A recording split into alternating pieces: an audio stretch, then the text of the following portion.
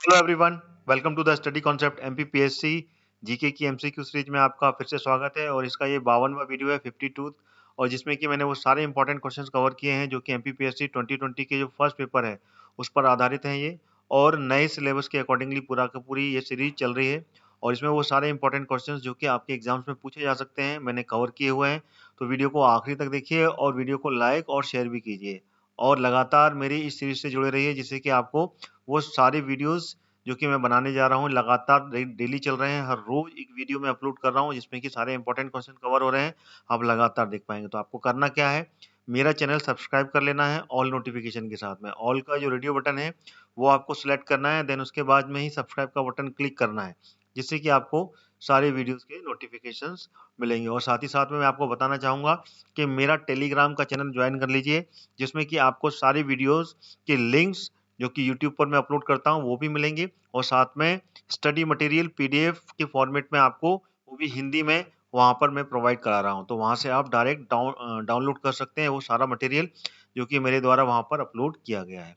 तो जल्दी ही उस टेलीग्राम चैनल को आप जरूर ज्वाइन कर लीजिएगा। उसका जो लिंक है मेरे इस वीडियो के डिस्क्रिप्शन बॉक्स में मिल जाएगा, वहाँ से आप डाउनलोड कर सकते हैं। तो चलिए शुरू करता हूँ 52वां इंपॉर्टेंट वीडियो को अंत तक आप जरूर देखिएगा।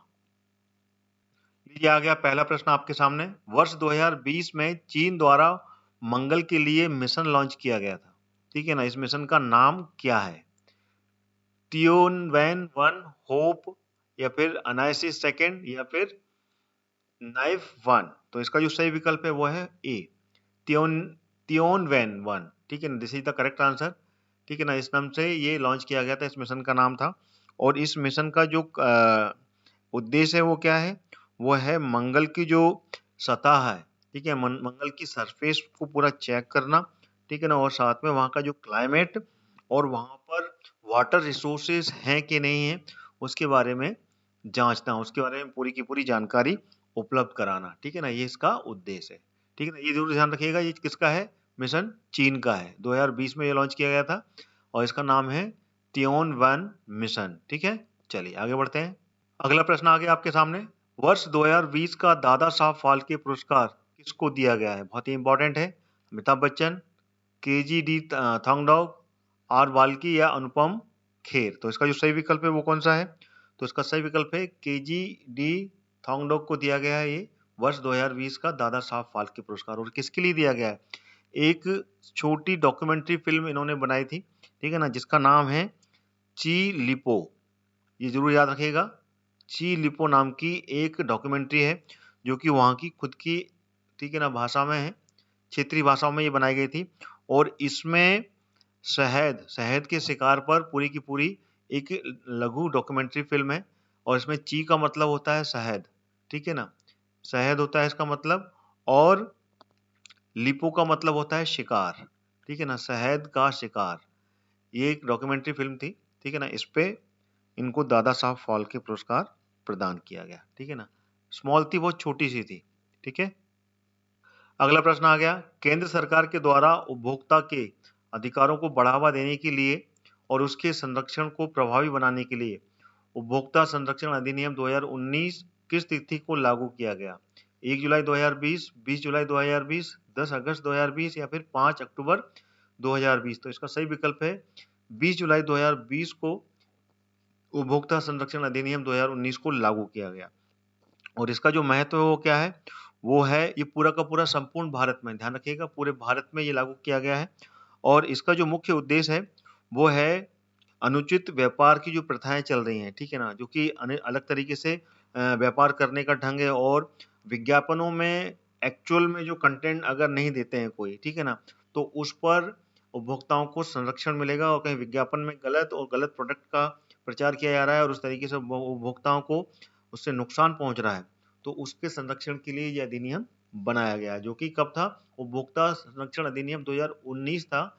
और ये स्थिति को पारित हुआ था, लेकिन इस डेट में, मतलब इस ईयर में। देन उसके बाद में लागू करने की डेट ये याद रखना है आपको, 20 जुलाई 2020 में ये लागू किया गया, ठीक है। This is the correct fact. लीजिए अगला प्रश्न आ गया आपके सामने। वैश्विक शांति सूचकांक 2020 में भारत का कौन सा स्थान है? करंट अफेयर से जुड़ा हुआ है ये। 63वां, 63, 98, 122 या फिर 139। तो इसका सही विकल्प कौन सा है? Which one is the correct answer? तो इसका डी इसका सही है, यानी कि 139वां स्थान है, जो कि है वैश्विक शांति सूचकांक, ठीक है ना, ग्लोबल क्या बोलते हैं इसको, इकोनॉमिक इंडिपेंडेंस, ठीक है ना, शांति को क्या बोलते हैं? पीस, ग्लोबल पीस इंडेक्स बोल सकते हैं। हाँ, ग्लोबल पीस इंडेक्स 2020 में भारत का जो स्थान है वो 139वां है। अच्छा, इसमें टोटल कितने देशों ने पार्टिसिपेट किया था? 163 इतने कंट्री थी जिन्होंने कि इसमें पार्टिसिपेट किया, जिसमें कि भारत का 139वां स्थान मिला है, ठीक है ना। और देखा जाए तो इसमें जो ये कौन सी संस्था है जो कि इसको ये सूचकांक प्रस्तुत करती है, मतलब लेकर आती है, और इसका ये संस्करण कौन सा है ये भी पता होना चाहिए। यह है 14वां संस्करण, ठीक है ना, 14वां संस्करण है जो कि लिया गया। इससे पहले 13 आ चुके हैं, ठीक है। और इसको हर वर्ष institute of economic and peace, ठीक है ना, इसको बोलते हैं IEP, या फिर वर्बली बोल रहा हूं मैं, institute of economic and peace संस्था के द्वारा ये सूचकांक दिया जाता है, और जिसमें 163 देश पार्टिसिपेट करते हैं। 14वां संस्करण है, और इसमें भारत का 2020 में 139वां स्थान है। और क्रमशः पहले, दूसरे और तीसरे नंबर पर जो कंट्री है वो भी पता होना चाहिए अपने को। तो पहले नंबर पर जो देश है, जो कंट्री आई हुई है सूचकांक में यहाँ पे कि बिल्कुल पीस है, वो है आइसलैंड, ठीक है ना, ये जरूर ध्यान रखना। आइसलैंड जो है ये पहले नंबर पे है। फिर दूसरे नंबर पर जो आया है वो न्यूजीलैंड है, ठीक है ना, न्यूजीलैंड सेकंड नंबर पर। और थर्ड नंबर पर है पुर्तगाल, ठीक है ना, पुर्तगाल जो है ये थर्ड नंबर पर आया है। और सबसे आखिरी में सबसे अशांत देश जिसे बोल सकते हैं वो है अफगानिस्तान, अफगानिस्तान, ठीक है ना, सबसे ज्यादा अशांत देश है, ठीक है ना, 163वें नंबर पर आया है अफगानिस्तान। तो ये थे पूरे के पूरे कंटेंट, जो टॉपिक मैंने आपको पूरे फैक्ट बताए, इंपॉर्टेंट है, क्वेश्चंस कहीं से भी बन सकता है, आपको बिल्कुल ये सारे पॉइंट्स याद कर लेने हैं, समझ लेने हैं, ठीक है। अगला क्वेश्चन आ गया, फिफ्थ क्वेश्चन है ये, ICC अंडर 19 वर्ल्ड कप 2020 जो हुआ है, उसका जो खिताब है वो किसने जीता? भारत ने, बांग्लादेश ने, साउथ अफ्रीका ने, या फिर ऑस्ट्रेलिया ने? तो इसका सही विकल्प है बांग्लादेश। बांग्लादेश ने अंडर 19 वर्ल्ड कप जो कि ICC द्वारा आयोजित होता है 2020 का, वो जीता। और इसने किसको हराया था? इसने अपने प्यारे भारत को हराया था, ठीक है ना, इंडिया की इसमें हार हुई थी और बांग्लादेश जीता था। अच्छा, ये जो अंडर 19 वर्ल्ड कप हुआ था 2020 का ICC के द्वारा, ये कहाँ पर आयोजित किया गया था? तो ये इसका आयोजन हुआ था दक्षिण अफ्रीका में, ठीक है ना, ये आपको पता होना चाहिए, दक्षिण अफ्रीका में इसको आयोजन किया गया था। और इसमें बांग्लादेश जीता और भारत हारा, ठीक है ना। और इसमें प्लेयर ऑफ द मैच कौन बना था ये भी आपको जानकारी होनी चाहिए, वो भी बांग्लादेश का था, बांग्लादेश का अकबल अली, ठीक है ना, अकबल अली जो था उस मैच में प्लेयर ऑफ द मैच यानी कि मैन ऑफ द मैच बना था। देन उसका player of the series Bharat का, ठीक है ना, भारत का खिलाड़ी था वो। और भारत का खिलाड़ी कौन? यशस्वी जायसवाल, ठीक है ना, ये आपको पता होना चाहिए, क्योंकि ये क्वेश्चंस बिल्कुल बनने की संभावना होती है। जो टॉप किए होते हैं उन्हीं का नाम आता है, ठीक है ना, उन्हीं का नाम किताबों में लिखा जाता है, कॉपी में लिखा जाता है और जीके बन जाता है। तो प्लेयर ऑफ द सीरीज जो थे वो कौन थे? वो भारत के Yashasvi Jaiswal player of the series रहे, है ना। और प्लेयर ऑफ द मैच जो कि इस मैच में, जो फाइनल मैच में सबसे अच्छे खिलाड़ी थे वो थे अकबल अली, ठीक है, क्लियर हो गया। और इसको बांग्लादेश ने 3 विकेट से हराया था भारत को, ठीक है, और ये वर्ल्ड कप अपने नाम पे किया था। और जब बांग्लादेश पहली बार ICC अंडर 19 वर्ल्ड कप की विजेता रही है, ठीक है, इससे पहले नहीं जीती, पहली बार 2020 में इन्होंने ये खिताब अपने नाम पर किया है।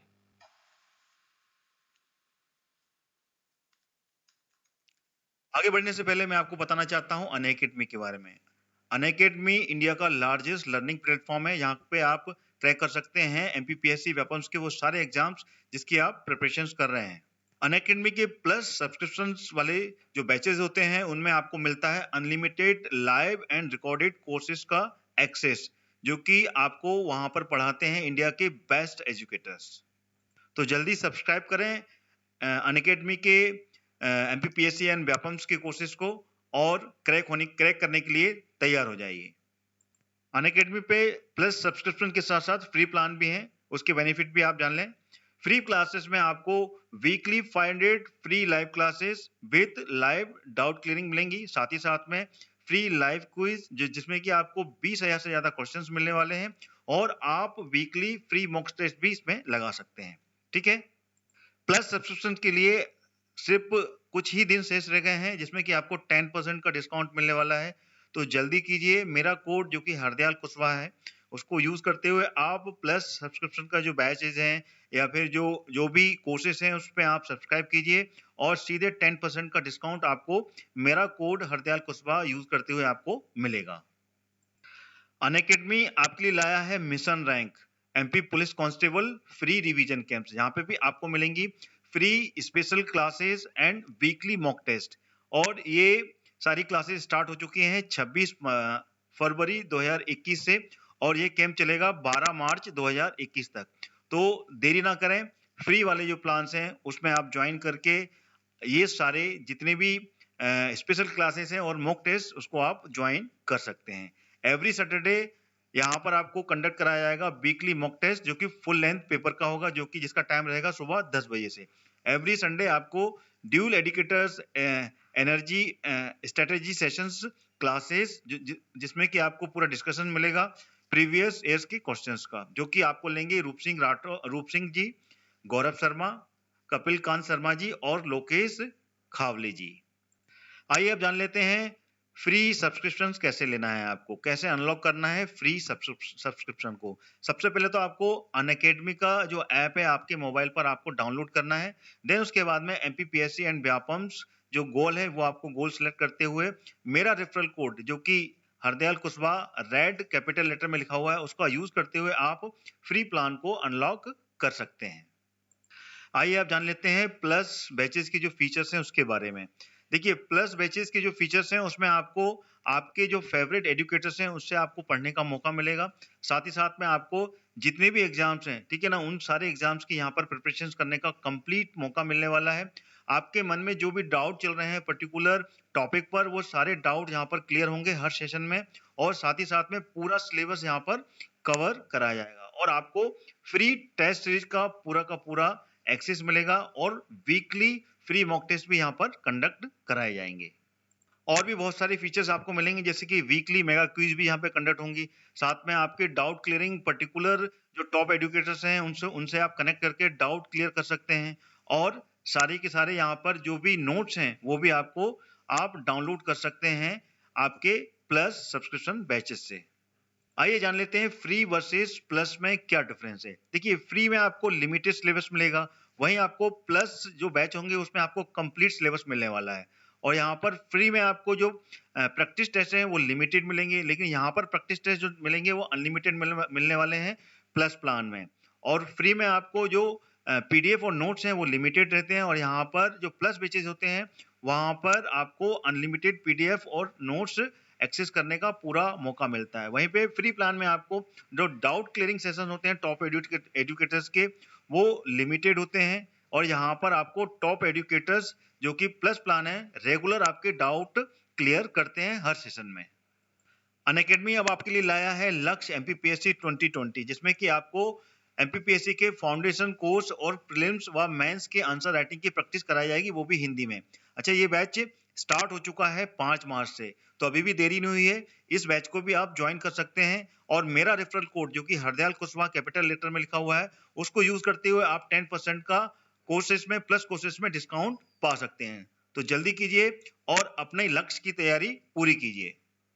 आइए जान लेते हैं अनअकैडमी का प्लस सब्सक्रिप्शन कैसे लेना है। सबसे पहले आपको अनअकैडमी का ऐप डाउनलोड करना है, जो कि मैं आपको बता चुका हूं। उसके बाद में वहां पे आपको एमपीपीएससी व्यापम्स सिलेक्ट करने के बाद प्लस सब्सक्रिप्शन में जाना है, और वहां से जो गेट सब्सक्रिप्शन का बटन है प्लस वाला वो क्लिक करना है, जिससे आपको प्लस का जो सब्सक्रिप्शन है वो मिल जाएगा, और इसमें भी आपको 10% का डिस्काउंट मिलेगा जैसे ही आप मेरा referral code Hardayal Kushwaha use करेंगे। जो भी कोर्स होगा उसमें आपको सीधे 10% का डिस्काउंट फीस में मिलने वाला है। तो जल्दी कीजिए, मौका हाथ से छूटने ना पाए, क्योंकि कुछ ही दिन शेष रह गए हैं जिसमें कि आपको 10% डिस्काउंट मिलेगा प्लस कोर्सेज में, और मेरा रेफरल कोड यूज कीजिए, और सारे कोर्स आपके monthly 3 month, 6 month, 12 month, 24 month, 36 month और 48 मंथ्स के हैं, जिसमें कि आपको सीधे 10% की डिस्काउंट के बाद में जो प्राइस सामने लिखा हुआ है वो आपको उस प्राइसेस में आपको ये कोर्सेज मिलने वाले हैं। तो जल्दी ही डाउनलोड कीजिए अनअकैडमी का ऐप और क्रैक करने के लिए तैयार हो जाइए एमपीपीएससी व्यापम के सारे एग्जाम्स के लिए।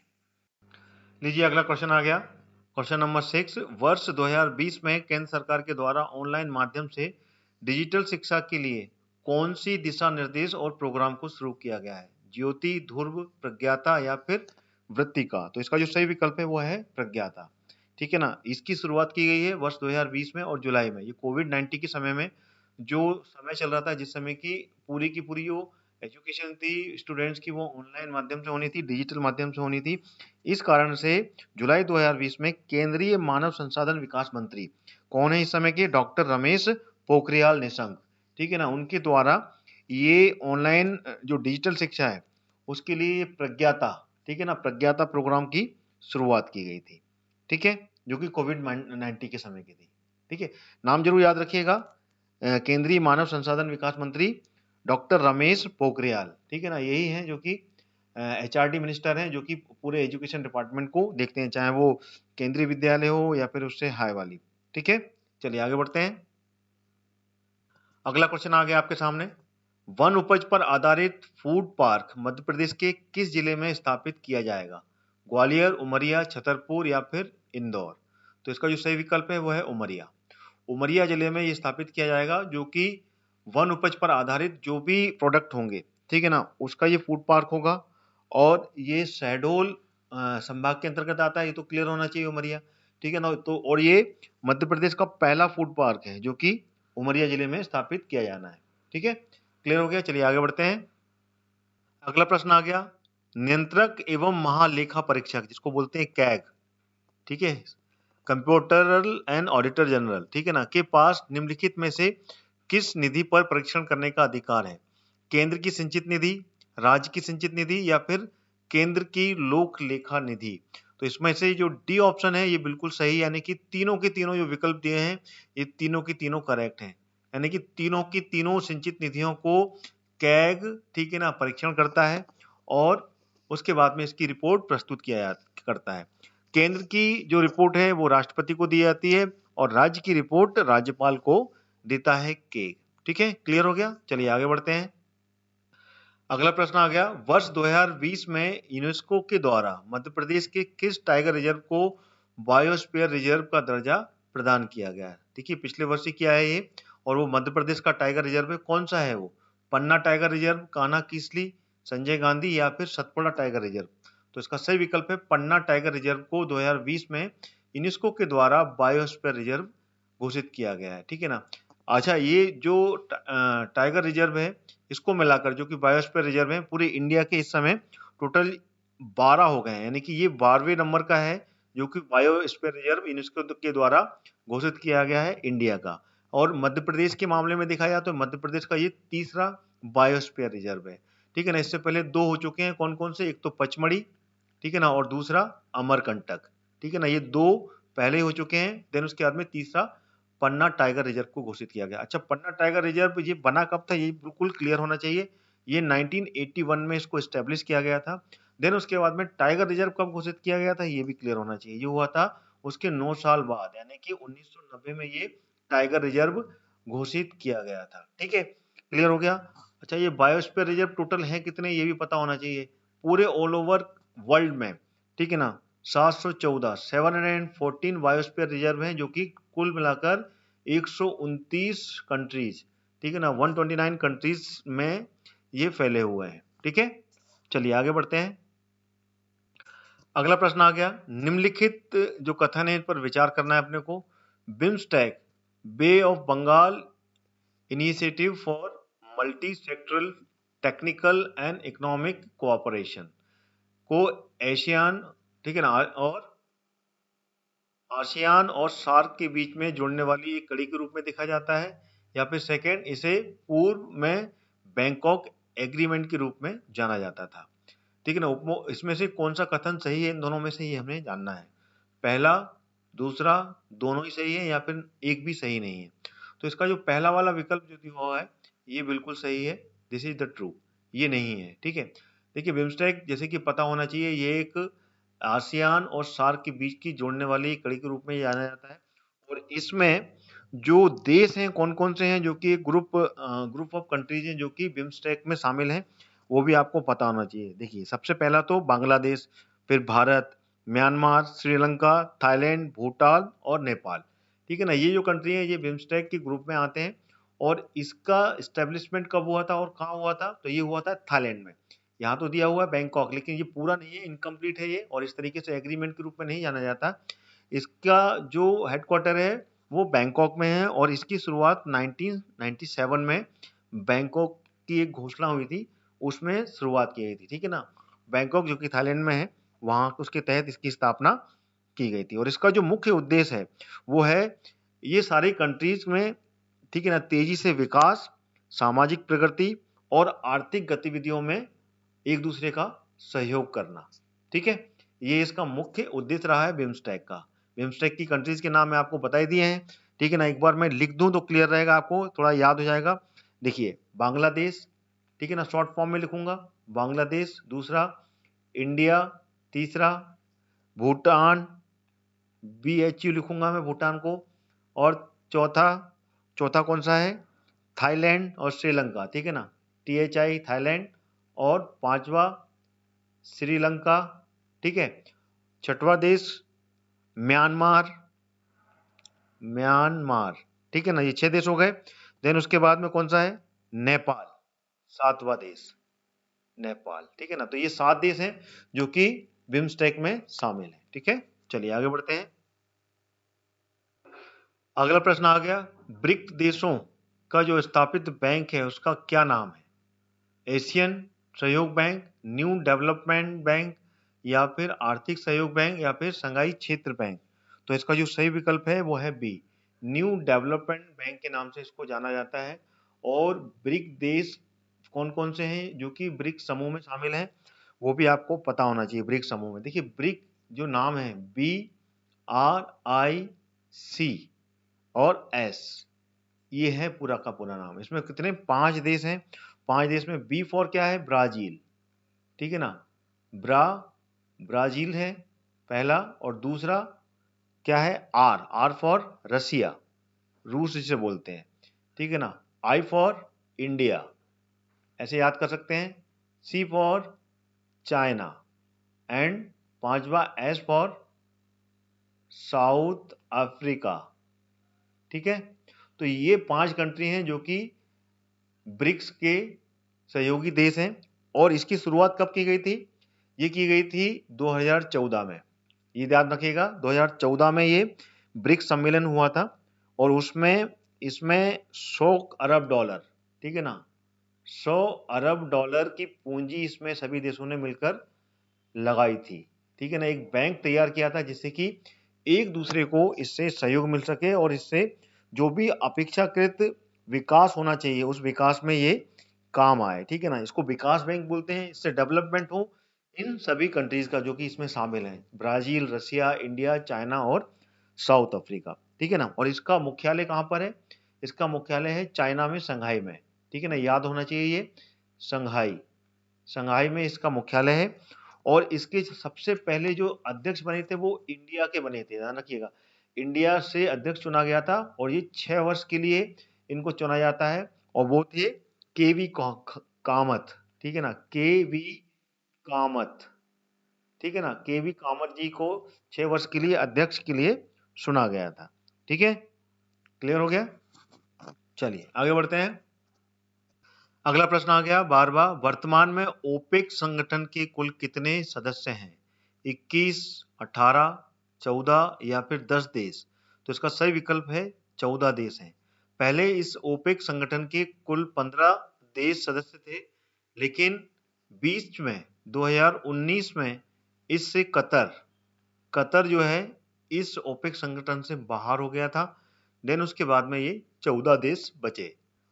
और ये जो ओपेक संगठन है ये पेट्रोल जो होता है, ठीक है ना, पेट्रोल के निर्यात करने वाले जो देश हैं उसका संगठन है ये। ठीक है ना, और इसकी शुरुआत कहाँ से की गई थी, 1960 में की गई थी सबसे पहली बार। 1960 में ये ओपेक संगठन बना था, और ये बगदाद में इसकी मीटिंग हुई थी, एक सम्मेलन हुआ था बगदाद में, ठीक है ना, जो कि इराक में है। देन उसके बाद में इस संगठन को बनाया गया था, ठीक है ना। कब बनाया गया था? 1960 में 10 सितंबर, ठीक है ना, 10 सितंबर 1968 में ओपेक संगठन स्टैब्लिश हुआ था, ठीक है। अगला प्रश्न आ गया, किस समिति की अनुशंसा पर, रिकमेंडेशन पर केंद्रीय सतर्कता आयोग का गठन हुआ था? स्वर्ण सिंह समिति, नियोगी समिति, संथानम समिति या फिर शीतलवाड़ समिति? तो इसका सही विकल्प है संथानम समिति के रिकमेंडेशन पर, उसकी अनुशंसा पर केंद्रीय सतर्कता आयोग का गठन किया गया था। अच्छा, ये समिति की स्थापना कब की गई थी? ये 1964 में ये समिति क्रियान्वित हुई थी, इसको बोलते हैं संथानम, ठीक है ना, संथानम समिति। और इस समिति का गठन 1962 में, ठीक है ना, 1962 में तत्कालीन प्रधानमंत्री 1962 में तत्कालीन प्रधानमंत्री लाल बहादुर शास्त्री के द्वारा किया गया था। उसके बाद में 1964 में ये रिकमेंडेशन की गई थी केंद्रीय सतर्कता आयोग की। अच्छा, ये केंद्रीय सतर्कता इंग्लिश में क्या बोलते हैं? सीवीसी, सेंट्रल विजिलेंस कमीशन, केंद्रीय सतर्कता आयोग। अच्छा, इसका काम क्या है? इसका काम है जो भी भारत सरकार के विभाग हैं, चाहे वो केंद्र में हो या फिर केंद्रीय सतर्कता आयोग है, मतलब केंद्र के जितने भी विभाग हैं उन विभाग पर जो भ्रष्टाचार होते हैं, उस भ्रष्टाचार के मामलों की पूरी तरीके से तहकीकात करना, उसका परीक्षण करना, देन उसके बाद में उसकी जो सिफारिश है, ठीक है ना, उसकी सिफारिश के कार्य को सौंपा जाना कि इसमें करना क्या है और किस तरीके से इसमें एक्शन लेना है, ठीक है ना। क्लियर है? अच्छा, इसमें जो मंत्रिमंडल है, ये ध्यान रखिएगा, सरकारी विभाग तो शामिल किया गया है, लेकिन मंत्रिमंडल जो होता है तत्कालीन, उस समय का जो कैबिनेट है, तो कैबिनेट की जो भ्रष्टाचार है, ठीक है ना, सबसे मजेदार बात तो यह है कि मंत्रियों के जो भ्रष्टाचार है वो इसमें शामिल नहीं किए गए हैं, ठीक है ना। मंत्रियों को के भ्रष्टाचार को इसके विषय से बाहर रखा गया, यानी कि सीबीसी मंत्रियों के जो भ्रष्टाचार है उसको उसकी जांच नहीं कर सकता है, ठीक है। चलिए आगे चलते हैं। अगला प्रश्न आ गया 14वां, किस आर्टिकल, किस अनुच्छेद के अंतर्गत राज्य में संविधान तंत्र को विफल हो जाने पर राष्ट्रपति शासन लगता है? राज्य, ठीक है ना, स्टेट्स में। तो कौन सा आर्टिकल है वो? आर्टिकल 352, 356, 354 या फिर 360? तो इसका सही विकल्प है बी, आर्टिकल 356 के तहत, ठीक है ना, राष्ट्रपति शासन लगाया जाता है राज्यों में, ठीक है ना। और राष्ट्रपति के पास में ये पूरा अधिकार होता है, अगर किसी राज्य में वहां की व्यवस्था, ठीक है ना, सही तरीके से चल नहीं रही है, तो संविधान के अधिकार का उपयोग करते हुए राष्ट्रपति अनुच्छेद 356 के तहत वहां पर राष्ट्रपति शासन लगा सकता है, ठीक है। और ये जानकारी कौन देता है? वहां का राज्यपाल। जिस राज्य में राष्ट्रपति शासन लगाना है, तो वहां का राज्यपाल अपनी पूरी रिपोर्ट राष्ट्रपति को, है ना, के सामने प्रस्तुत करता है, और उसके बाद में उसमें पूरा डिसीजन मेकिंग सिस्टम जो होता है वो राष्ट्रपति के पास में होता है। फिर राष्ट्रपति उसके आधार पर ये तय करता है कि इस राज्य में राष्ट्रपति शासन लगना चाहिए या नहीं लगना चाहिए। तो राज्यपाल की रिपोर्ट के आधार पर ही राष्ट्रपति उस राज्य में राष्ट्रपति शासन लगा सकता है, ठीक है। चलिए, ये जरूर ध्यान रखिएगा कि अनुच्छेद 356 के तहत। अगला प्रश्न आ गया 15वां, जो कि इस वीडियो का आखिरी प्रश्न है। उसमें पूछा है, निम्नलिखित कथनों में से कौन सा भारत पशुधन क्षेत्र से के बारे में सही है? ठीक है ना, करेक्ट बताना है अपने को। ये तीनों ऑप्शन दिए हुए हैं, तीनों विकल्प। कृषि में संकलित सकल मूल्य का लगभग 25% योगदान पशुधन ने दिया है, या फिर दूसरा, ये जनसंख्या के एक बड़े भाग को स्वरोजगार उपलब्ध कराता है, या फिर तीसरा, पशुधन के क्षेत्र में तीव्र वृद्धि समतावादी तथा समावेशी हो सकती है। तो इन कूटों में से कौन सा विकल्प सही है, ये हमें पता करना है। तीसरा, पहला दूसरा, दूसरा तीसरा, या फिर पहला दूसरा तीसरा। तो इसका जो सही विकल्प है वो डी, यानी कि ऊपर दिए हुए जो तीनों विकल्प हैं, ये तीनों के तीनों ट्रू हैं, ठीक है ना। ऑल दीज आर ट्रू, यानी कि करेक्ट है ये। यानी कि कृषि के संकलित सकल मूल्य में लगभग 25% का योगदान है वो पशुधन के द्वारा होता है। यानी कि जो भी कृषि आधारित जो जीडीपी है उसमें अगर श्रेय जाता है 25% उसमें प्रोडक्शन में, तो वो जाता है पशुधन के लिए। यानी कि 75% तो दूसरा है, लेकिन पशुधन से 25% जाता है। यानी कि एक्चुअल में कृषि जीडीपी का 25% का जो सपोर्ट है वो पशुधन से मिलता है। और ये भी आपको जानकारी होनी चाहिए कि पूरे विश्व में 15% गाय और 55% भैंसें, ध्यान रखिएगा 15% गाय, ठीक है, और 55% जो भैंसें हैं, ठीक है ना, वो भारत में पाई जाती हैं, ठीक है ना, जो कि एक बहुत बढ़िया ग्राफ है। और सबसे ज्यादा दुग्ध उत्पादन में अगर किसी देश का नंबर लगता है पहले नंबर पर, तो वो लगता है अपने प्यारे भारत का। यहाँ पे कि सबसे अधिक दुग्ध उत्पादन किया जाता है, ठीक है। तो this is the correct fact. All these are very important fact जो मैंने आपको इस क्वेश्चन के बारे में बताया। इसमें कोई भी डाउट हो you can ask by your comment, ठीक है ना। सारे क्वेश्चन अभी इस वीडियो के खत्म। आपको वीडियो कैसा लगा कमेंट करके बताएं, एनालिसिस कैसा लगा वो भी कमेंट करें, साथ में वीडियो को लाइक बटन जरूर दबाएं और शेयर भी करें ज्यादा से ज्यादा, जिससे कि अन्य परीक्षार्थी भी एमपीपीएससी की इस से जुड़ सकें और लगातार वो सारे इंपॉर्टेंट क्वेश्चंस कवर कर सकें जो कि उनको जरूरी है एग्जाम्स के लिए। और साथ ही साथ में मेरा टेलीग्राम चैनल जरूर ज्वाइन कर लें, जिसमें कि मैं आपको सारे इंपॉर्टेंट पीडीएफ नोट्स और साथ ही साथ में वो सारे के सारे वीडियोस की लिंक जो कि मैं यूट्यूब पे बनाता हूं, उनके सभी के लिंक्स भी आपको वहां पर प्रोवाइड होते हैं। तो इसी के साथ अपना ये वीडियो यहीं समाप्त करता हूं। जय हिंद, जय भारत।